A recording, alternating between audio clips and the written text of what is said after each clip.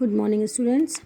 कल के लेक्चर में हमने सोशल साइंस में हिस्ट्री का first chapter the birth of modern India when where and how इसके बारे में पढ़ा और इसमें हमने beginning of the modern period in India, developments in the world कि विश्व में उस समय क्या हो रहा था, इंडस्ट्रियल रेवोल्यूशन मतलब औद्योगिक क्रांति, द रेनेसां मूवमेंट नवजागरण आंदोलन, नेशनलिज्म राष्ट्रवाद के बारे में पढ़ा देखा। फिर मॉडर्नाइजेशन एंड कॉलोनाइजेशन आधुनिकवाद और औपनिवेशवाद इसके बारे में पढ़ा। आज का जो हमारा टॉपिक ये जो पॉइंट है वो है source of modern Indian history. Source of modern Indian history आधुनिक भारत के इतिहास का स्रोत। क्या स्रोत है आधुनिक भारत के इतिहास का? इन classes 6 and 7 we have already read about the significance of various sources which we use to understand the event and the changes during the ancient and medieval periods। मतलब क्लास 6 और 7 में हमने सोर्सेज ऑफ इंडियन हिस्ट्री के बारे में हमने पढ़ा, जिसके जो काफ़ी इम्पोर्टेंट थी और उसको हमने समझने की कोशिश करी। उसमें इवेंट्स जो घटनाएं थी और जो चेंजेस थे उस समय जो एंशिएंट प्राचीन काल में और मध्यकालीन युग में जो चेंजेस हुए, जो इवेंट्स जो घटनाएं हुई उसके बारे में समझने की कोशिश करी। सिमिलरली इसी तरह there are a number of sources which we use to understand the modern period of Indian history. तो इसी तरह से उन सोर्सेज को हम समझने का प्रयास करेंगे जो मॉडर्न पीरियड मतलब आधुनिक काल, भारत का आधुनिक काल के बारे में हमको बताएगा। Some of these are describe below मतलब उनमें से कुछ नीचे दी हुई हैं, जिसमें है एडमिनिस्ट्रेटिव रिकॉर्ड। एडमिनिस्ट्रेटिव मतलब होता है प्रशासनिक, एक प्रशासन किस तरह से चलाया जाता है या एक राज्य किस तरह से चलाया जाता है उसके बारे में रिकॉर्ड रखना। तो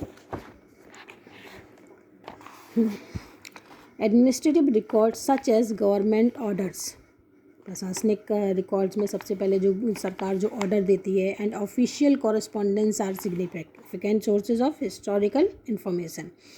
ऑफिशियल कॉरस्पॉन्डेंस मतलब जो आधिकारिक रूप से जो भी ऑर्डर मिलते हैं वो। British official believe that every official proceeding should be properly recorded to enable clarity and also be available for future reference in case of dispute. जो ब्रिटिश जो ऑफिशियल थे उनका मानना था कि हर ऑफिशियल मतलब जो भी आधिकारिक जो काम होगा उसका प्रॉपरली रिकॉर्ड रखना चाहिए बिल्कुल क्लियरली, और साथ में वो फ्यूचर के रेफरेंस के लिए मतलब आगे भविष्य में उसका रेफरेंस देके कुछ काम कराया जाए या झगड़े का जो निपटारा हो वो रेफरेंस देके हो सके। तो ब्रिटिश जो थे वो प्रॉपर रिकॉर्ड रखते थे हर केस का। The British also felt it necessary to preserve these record. उनका मानना ये भी था कि इन रिकॉर्ड को संभाल के रखना, प्रिजर्व करके रखना बहुत ज़रूरी है। विच रिक्वायर्ड सेपरेट रूम्स, जिसके लिए अलग से रूम होना ज़रूरी है। Thus each and every office right from top down to the village had special rooms. इसलिए हर ऑफिस में, हर दफ्तर में, चाहे वो मतलब छोटा हो या बड़ा, तो गांव में हो, उसमें स्पेशल रूम होता था। तो ऑल ब्रांचेस ऑफ एडमिनिस्ट्रेशन, प्रशासन की जितनी भी ब्रांचेस थी, started to practice of communicating with each other in the form of letter, noting, report, memos आदि। तो हर जो विभाग था वो कम्युनिकेट करता था किसके द्वारा?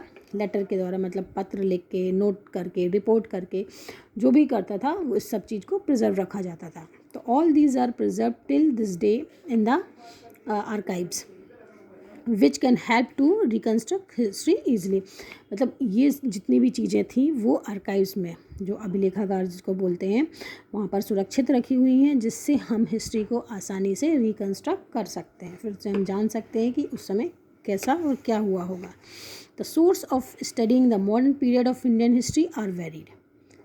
मतलब मॉडर्न पीरियड की हिस्ट्री, इंडियन हिस्ट्री को पढ़ने के लिए या उसको स्टडी करने के लिए अलग अलग तरह के सोर्सेज हैं। These sources are of the following two types.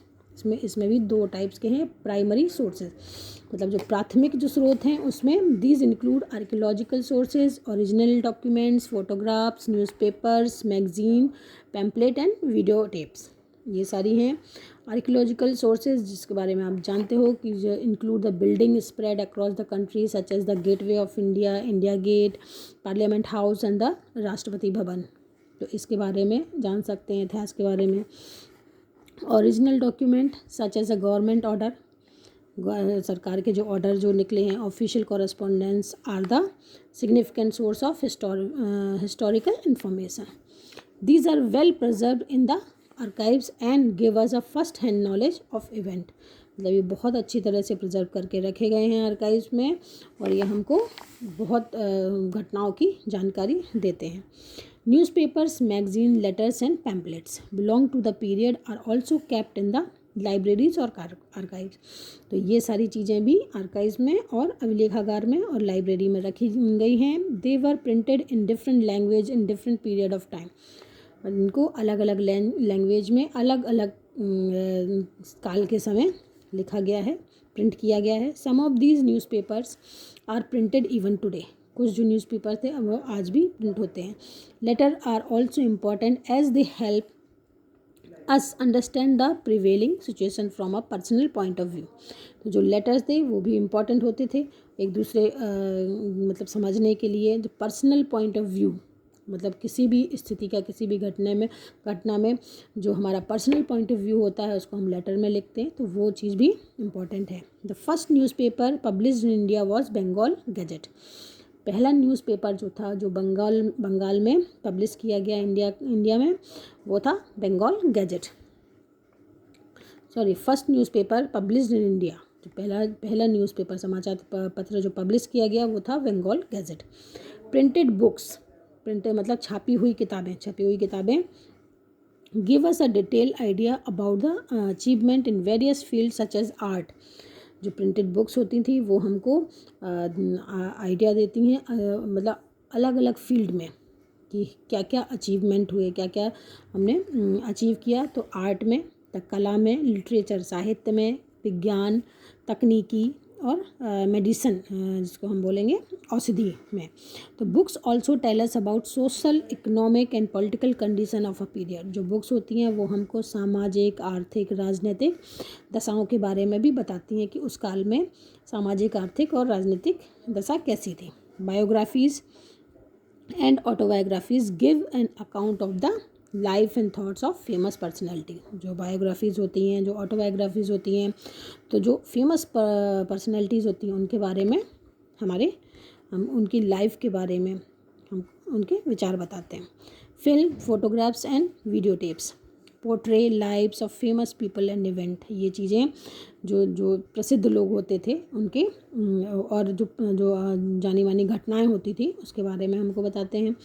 The impression left after watching such film of or video clipping are of more permanent nature than event which we see with other own eyes, मतलब जो हम देखते हैं, कोई film देखते हैं, video clip देखते हैं, तो वो हमारे लिए ज़्यादा आसान होता है जो हम अपनी आँखों से देखते हैं उसको याद रखना। फिर है mapping, in order to effectively administer India, the British government felt the need to map the subcontinent for which they got various survey conducted, तो जो ब्रिटिश गवर्नमेंट जो थी उनका मानना ये था कि ज़्यादा अच्छे से भारत का प्रशासन चलाने के लिए जो उपमहाद्वीप है उसकी मैपिंग करना, मतलब उसका नक्शा बनाना और उसको सर्वे द्वारा अलग अलग सर्वे द्वारा उसको कंडक्ट करना, वो बहुत ज़रूरी था। दे सेटअप एट देहरादून, एक सेटअप लगाया गया देहरादून में, सेटअप किया गया the survey of India.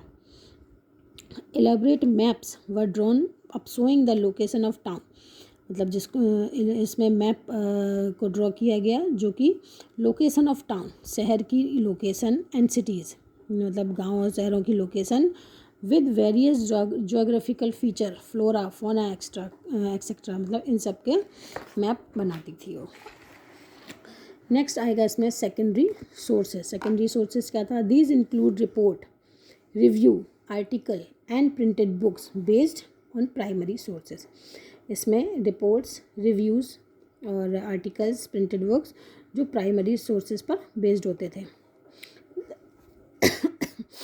The ideologist such as James Mill, एक जो विचारक थे जेम्स मिल जिनका नाम था, Max Muller and Vincent Smith took keen interest in Indian culture and examine the ancient Indian text. मतलब ये इनका इंडियन कल्चर में, भारतीय संस्कृति में बहुत ज़्यादा इंटरेस्ट था और ये उसको एग्जामिन मतलब उसको देखते भी थे, बहुत अच्छे से उसको परखते थे।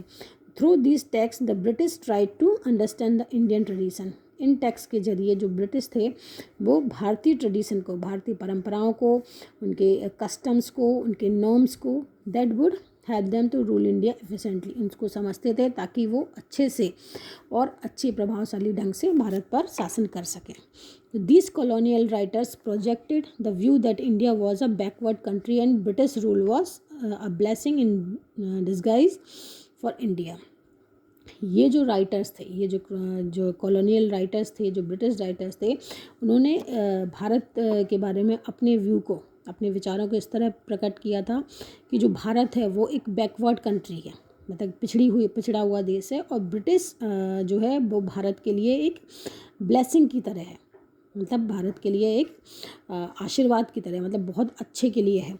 तो however the nationalist writers such as Bankim Chandra Chatterjee wanted to rediscover Indians glorious past, लेकिन जो नेशनलिस्ट थे, जो राष्ट्रवादी राइटर थे बंकिम चंद्र चटर्जी, वो चाहते थे कि भारत का जो वैभवशाली जो पास्ट है, मतलब वैभवशाली जो भूतकाल है उसको रीडिस्कवर किया जाए। दादा भाई नेहरूजी's poetry and on British rule in India, Jawaharlal Nehru's discovery of India expose the negative impact of British rule while highlighting India's glorious part. उनमें इनकी बुक्स में जो था वो ब्रिटिश रूल के नेगेटिव पार्ट को दर्शाया गया और भारत के ग्लोरियस पार्ट को हाईलाइट किया गया।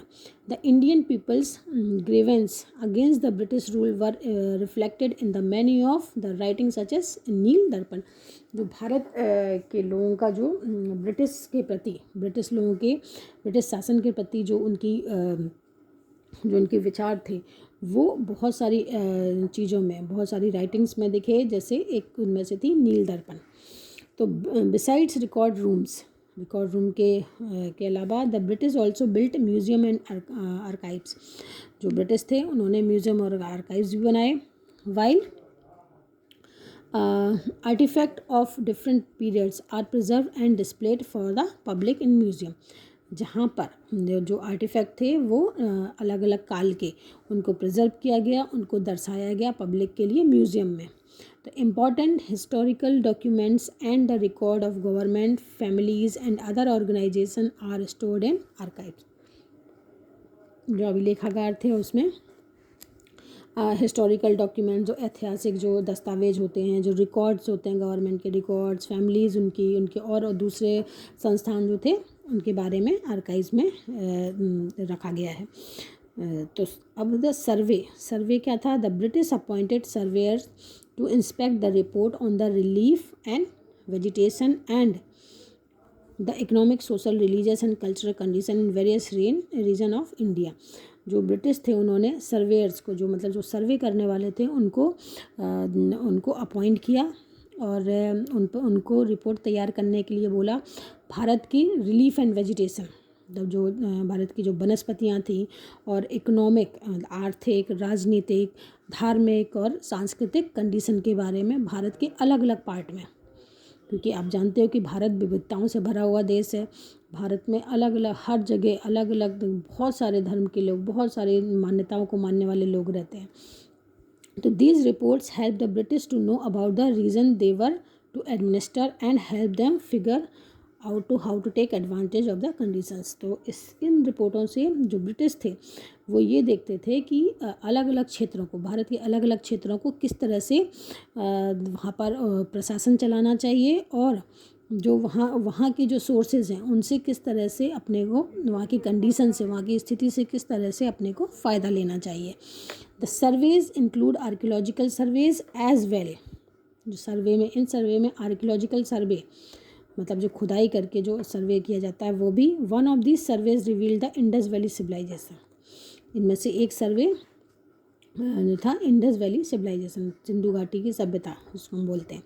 Around 1871 the British completed their first census survey of India. 1871 में ब्रिटिश ने अपना पहला सर्वे ऑफ इंडिया कंप्लीट किया। Thereafter such surveys were carried out every 10 years, इसके बाद इस तरह के जो सर्वे थे हर 10 साल में एक बार होते थे। The reports of this survey provide information on the size and distribution of the population. ये जो सर्वे की रिपोर्ट होती थी वो हमको किसके बारे में सूचना देते थे? Size and distribution of the population, मतलब पॉपुलेशन कितनी है, उनका डिस्ट्रीब्यूशन कहाँ कहाँ है, मतलब कहाँ की ज़्यादा कहाँ की कम है।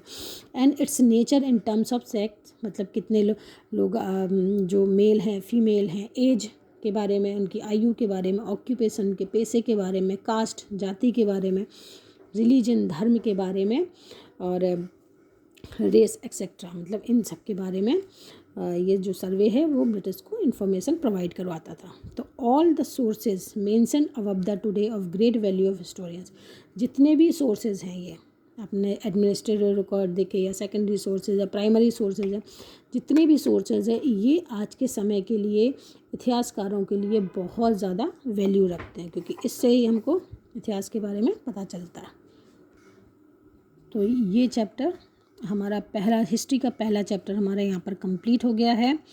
इसमें पॉइंट्स टू रिमेंबर दिया हुआ है और साथ में एक्सरसाइज भी दी हुई है। आपको बुक लिस्ट मिल गई होगी, यदि आप बुक खरीद सको तो खरीद सकते हो, यदि मिल जाए तो ये चैप्टर तो हम आपको भेजेंगे। तो अगला जो लेक्चर होगा उसमें अगला चैप्टर स्टार्ट करेंगे।